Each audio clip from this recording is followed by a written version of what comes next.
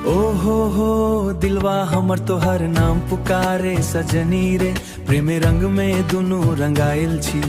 गाम को बाटे पर पहिल बेर देखलियो, तोहर मुस्की देखिते दिल हार गेलियो। कजरारा नैना तोहर जादू चलौलक, सुतल प्रेम हमर दिल में जगौलक। सांझक रोशनी में चेहरा हर चमके, दिलवा हमर बस तोहर नाम जपे। जब से तोहरा देखनी मन मोर डोले, तोहर याद में सजना निंदिया नहीं आवे।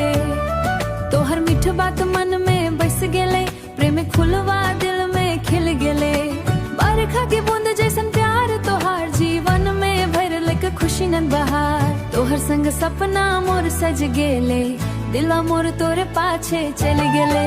तोहर माया रे सजनी दिलवा हमर तोहर भई गेल। तोहर माया रे सजना जिंदगी हम रंगीन भई गेल। हाथ में हाथ धर के संग संग जिंदगी बिताएबो, प्रेम की गायबो। प्रेम की डोरिया सजनी जन्म जन्म निभाएबो।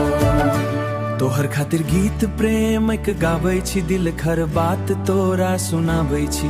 तोहर बिना दुनिया सुनसान लागे, तोहर संग हर सपना सच लागे। फुलबारी में चलू दुनू घूमे चली, प्रेम कहानी लिखे चली।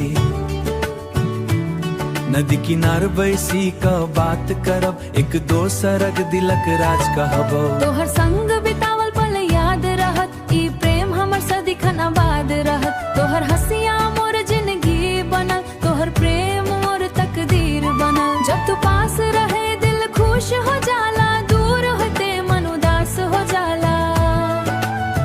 भगवान सब एतबे मांगो, हर जन्म में तोहर संग पाबो। चांद तारा सब गवाह बनत, हमर प्रेम कहानी अमर रहत। सुख दुख में संग तोहर रहब, कखनो तोहर हाथ नहीं छोड़ब। दुनिया चाहे किछु कही दे, दिल हमर एक दोसर में रही दे।